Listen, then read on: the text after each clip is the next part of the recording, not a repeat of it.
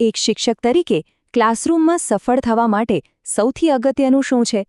સારું, જવાબ ખરેખર ખૂબ જ સરળ છે, પોતાના વિદ્યાર્થીઓને સમજવા. આજે આપણે માનવ વૃદ્ધિ અને વિકાસની એ જ સફરને સમજવાના છીએ, જે દરેક સફળ શિક્ષણનો પાયો છે. તો ચાલો શરૂ કરીએ. તો ચાલો સીધા જ એક મૂળભૂત સવાલ પર આવીએ. શું વૃદ્ધિ અને વિકાસ એક જ છે?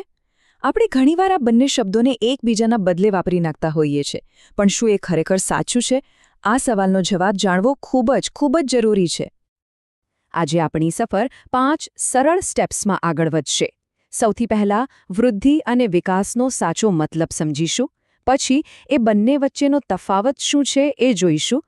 ત્યાર પછી વિકાસના અલગ-અલગ તબક્કા, એના પર કઈ બાબતો અસર કરે છે, અને છેલ્લે એક ટીચર માટે આ બધું જાણવું કેમ આટલું ઇમ્પોર્ટન્ટ છે એના પર વાત કરીશું. ચાલો તો શરૂ કરીએ આપણા પહેલા વિભાગથી, વૃદ્ધિ અને વિકાસની એકદમ પાયાની સમજ. આ બે શબ્દોને બરાબર પકડી લઈએ. તો વૃદ્ધિ એટલે શું? એકદમ સીધી અને સરળ વાત. એવી કોઈ પણ વસ્તુ જેને આપણે માપી શકીએ, ઇંચ ટેપથી કે વજન કાંટાથી.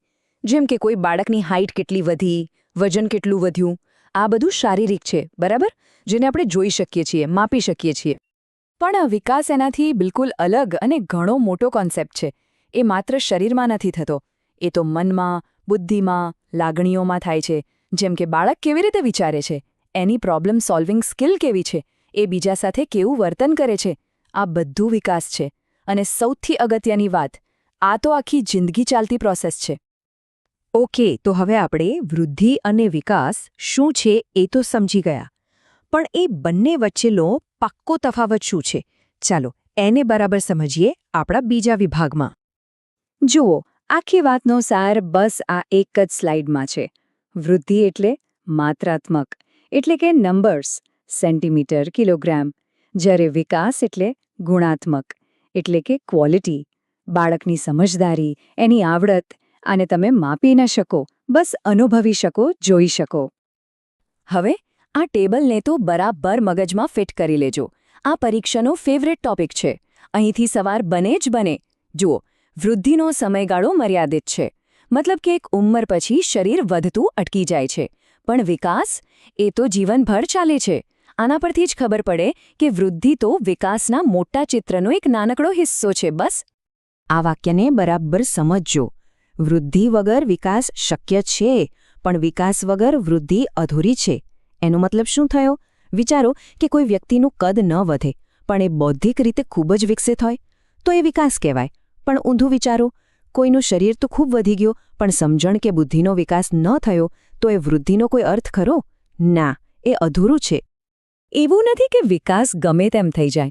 એના પણ કેટલાક નિયમો છે, એની પોતાની એક પેટર્ન છે. જેમ કે એ સતત ચાલતી પ્રક્રિયા છે, હંમેશા એક ચોક્કસ ક્રમમાં જ થાય છે. હા, દરેક બાળકમાં એની સ્પીડ અલગ હોઈ શકે છે, અને એની 2 ખાસ દિશાઓ છે જે આપણે યાદ રાખવાની છે. એક માથાથી પગ તરફ, અને બીજી શરીરના કેન્દ્રથી બહારની તરફ. આ શબ્દ ખાસ નોંધી લેજો, સિફેલોકોડલ. પરીક્ષા માટે આ એકદમ હોટ ફેવરેટ છે. એનો સીધો મતલબ છે માથાથી પગ તરફ. તમે જોયું જ હશે, નાનું બાળક પહેલાં એનું માથું સાચવતા શીખે છે, અને પછી ધીમે ધીમે બેસતા, ઊભા રહેતા અને છેલ્લે ચાલતા શીખે છે. વિકાસ હંમેશા આ જ દિશામાં જાય છે. ચાલો હવે આપણે વિકાસની આખી જીવનયાત્રા પર નીકળીએ. આપણા ત્રીજા વિભાગમાં આપણે જોઈશું કે જન્મથી લઈને મોટા થવા સુધી કયા સ્ટેજ આવે છે. આપણી આખી વિકાસની સફરમાં મુખ્યત્વે 4 મોટા સ્ટેશન આવે છે: ગર્ભાવસ્થા, શિશુ અવસ્થા, પછી બાલ્યાવસ્થા અને છેલ્લે કિશોરાવસ્થા. ચાલો આ દરેક સ્ટેશન પર એક નજર નાખીએ. જીવનનો પાયો તો માતાના ગર્ભમાં જ નંખાઈ જાય છે, એટલે જે સમયે માતાનું સ્વાસ્થ્ય ખૂબ જ મહત્વનું હોય છે. પછી જન્મના પહેલા 2 વર્ષ, એટલે કે શિશુ અવસ્થા. આ સમયમાં તો વૃદ્ધિ જાણે રોકેટની સ્પીડે થાય છે, અને બાળક બધું જ પોતાની આંખ, કાન, સ્પર્શ એટલે કે ઇન્દ્રિયોથી શીખતું હોય છે. પછી આવે છે બાલ્યાવસ્થા, જ્યાં બાળક બોલતા શીખે છે, મિત્રો બનાવે છે અને સ્કૂલે જવાનું શરૂ કરે છે.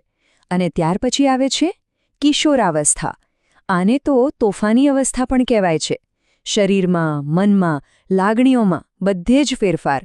અને હા, એક વાત ખાસ યાદ રાખજો, ટીએટી જેવી પરીક્ષાઓમાં સૌથી વધુ સવાલો આ જ સ્ટેજમાંથી પૂછાય છે. કેમ? કારણ કે આ સૌથી કોમ્પ્લેક્સ અને મહત્વનો તબક્કો છે. સારું, તો આપણે વિકાસના તબક્કા તો જોયા, પણ સવાલ એ છે કે એવું કયું પરિબળ છે જે નક્કી કરે છે કે કોઈનો વિકાસ કેવો થશે, કઈ બાબતો એના પર અસર કરે છે? ચાલો એને સમજીએ. જુઓ, મુખ્યત્વે 2 જ મોટા ખેલાડીઓ છે: વારસો અને પર્યાવરણ.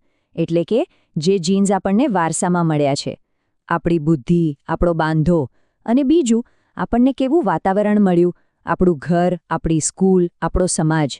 આ બંનેની અસર આપણા વિકાસ પર પડે છે.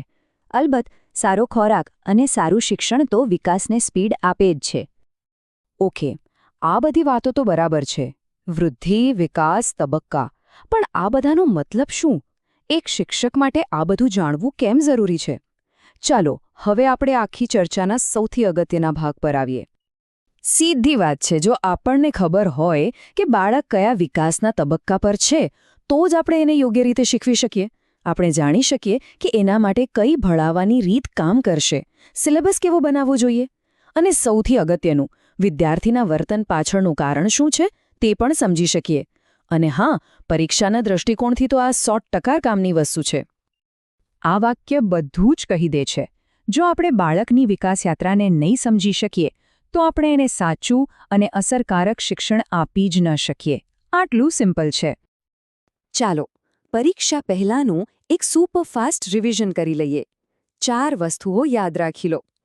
વૃદ્ધિ માત્રાત્મક, વિકાસ ગુણાત્મક, કિશોરાવસ્થા લાગણીઓનું તોફાન, અને સેફાલોકોર્ડલ માથાથી પગ તરફ. બસ આ 4 પોઈન્ટ્સ મગજમાં રાખશો તો ઘણું કામ થઈ જશે. અને હવે હું એક સવાલ સાથે આ ચર્ચાને પૂરી કરવા માંગીશ, જેના પર આપણે સૌએ વિચારવું જોઈએ. આજે આપણે જે કંઈ પણ સમજ્યા, એ જ્ઞાન મેળવ્યા પછી એક શિક્ષક તરીકે વર્ગખંડને જોવાનો આપણો દૃષ્ટિકોણ કેવી રીતે બદલાશે? આપણી ભણાવવાની રીતમાં શું ફેરફાર આવશે? આ સવાલનો જવાબ શોધવો એ જ આજના વિષયનો સાચો સાર છે.